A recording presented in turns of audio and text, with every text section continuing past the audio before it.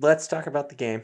That game, which was of course a 34-12 win over West Virginia. I saw half of it. It was great. I saw the first half. You went, so we want the Morgantown report. I mean, come Well, on. I have that because I want to ask you about Okay, stuff. go ahead. I Go want to ahead. ask Go you ahead. about stuff because I think we should do it like our normal style of our Okay, go perspective. ahead. So let I'm me still ramble okay. about the game first. Let me just say this. I I saw one half in person and it calmed a lot of my fears about this season and anxiousness. And maybe had I seen that team play before I gave my season prediction, I would have changed my season prediction. I'm not changing my season prediction because I'm not going to be that guy. But I just feel like they looked. I don't think they necessarily looked perfect. I think there were some issues, with penalties and just communication stuff that it's game one of the season that they'll figure out, and by week 4, week 5, they'll be a well-oiled machine. But it was everything that we were kind of talked about. Like there was not anything that didn't live up to the hype in the preseason. And I felt confident. I thought that was probably Drew Aller's best game as a Penn State quarterback. And I think that defense is, I've you know talking to people, reading, etc. Like I kind of had figured this defense was going to be good, and I think it can be just as good, if not better, than last year's, which is probably one of the best defenses of my lifetime, Penn State. So that's my technical X's and O's explanation. Anything you There you disagree go. with there? No. I'll yes and right. This is the comment. Yes, Hmm. and I agree that it probably calmed a lot of people's fears.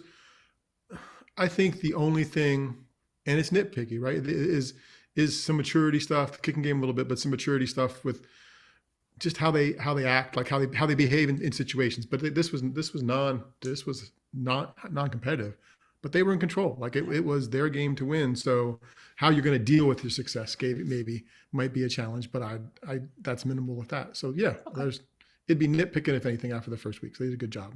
Okay. All right. Now you can ask your question. So you go to Morgantown, Yeah. last minute decision, no tickets, right? You get tickets. You always get tickets when you get to places usually. That is the closest to kickoff we've ever purchased tickets, and we ended up saving a hefty chunk of money had we bought between Okay, Monday and, good, and Friday, because they good. initially Okay. had said I was going to come hang out with you and watch the game this weekend. Um, People were nice. It was a good, easy. How was the so atmosphere like? so I had never been to Morgantown, that part of Morgantown. I have been to Morgantown before, but never to like the campus part. The It was very interesting. There was very much a divide, more so than I think anywhere else we've experienced, with fans of the generations. The generation Hmm. that was yours, that saw that game played year in and year out for a decent chunk of their lives, they were almost borderline thankful that Penn State was playing there. Like they were excitedly thankful, gracious that Penn State was playing a game there. They were like, "This is cool. Like it's a shame we don't get to do this more often." That was neat. The students were the students. I think, you know, whatever. Like everybody's going to get their first time around playing Penn State since the scandal, and get it out of your system once. Great. And I think other Big Ten schools have really been good about that. Um, I think maybe some of that was partly thanks to their leader and Pat McAfee kind of riling them up this week. But Yep. um, yeah, no, everybody your age was fine. Like nobody was Okay. combative. It was just mainly the students that were yelling things, and I'm not gonna complain too much about them. Um, that stadium is tiny. Like Yeah. the actual concourse before we even the delay happened, that was tiny. The stadium itself is fine. It's kind of very, I don't want to say cookie cutter, but it's like very average. Um, it's just kind of, here's a football stadium. Like it's, if you asked AI to generate a football stadium, that's what you would get almost. It wasn't intensely loud. I said to some friends, like even that Purdue game, the to open the season, 2021, whatever year that was, we Thursday were night. out Yep. there. Yep. That game, that was louder. I think that was louder.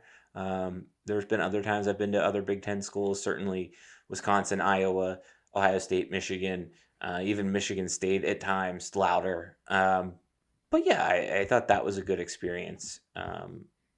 the rain delay was weird because it happened at halftime. I kind of had a little bit of a panic session because Anna went to go get a drink and some food at halftime, and I stayed at our seats. Well, they make that announcement before she came back. Everybody's going up the way, and Anna's trying to get back down. I couldn't find her. There's no cell phone service. You had texted me before the game and said, "Did you make it okay?" And I don't even know if that text sent to you. And then I called you later in the day, and you're like, "Oh, I thought you were dead or something like that." And so we found Anna, reconnected, but the rain delay situation sucked. Like, it wasn't as bad as Michigan State, but it just sucked because you were crammed because you enter the lower bowl at the top of the lower bowl, so there's not really any wider overhang. It's all just the end zone overhang. That's the only place you can really hang out. So, but it was like, you got to get back for the dogs, right? So you got the second part on radio, which was, or streamed, right? Basically. So, yeah. So you got two good experiences, right? Good. You experienced the game live, and Steve and Jack are always good, and you wrote about that. So, yeah, I mean, I'm glad you got there. I'm glad when you went, you said you were going. I'm like, how's this going to go? But the fans thing is insightful, and I think you're right. I think older fans are probably like, it's good to have a rivalry back. It's good to have something we're familiar with, something that we grew up with back. You know, it was starkly different than Pitt. I think Pitt, everybody was kind of nasty that first go around. The second go around, it was just pretty much the students. It was different than that. It was, I mean, nothing will ever be as worse as that first Rutgers year. That was terrifying.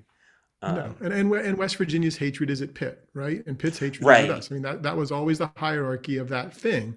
Like, West Virginia didn't like Penn State, didn't think thought they were better than us on the football team at times, but couldn't beat us. But they didn't dislike us with the vitriol they have for Pitt, just like Pitt has for. So yeah, I thought that was good.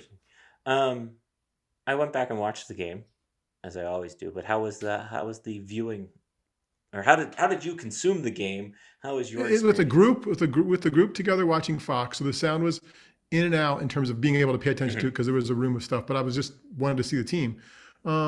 Broadcast wise, from what I saw and the bits I heard, I mean, I saw it all, but the bits I could really clearly hear, they hit all the high notes. There weren't anything they missed. And I thought from pregame on, and we watched all of Big Noon, which I don't usually do, from Big Noon through the game. And there was a Coach Franklin interview before the game.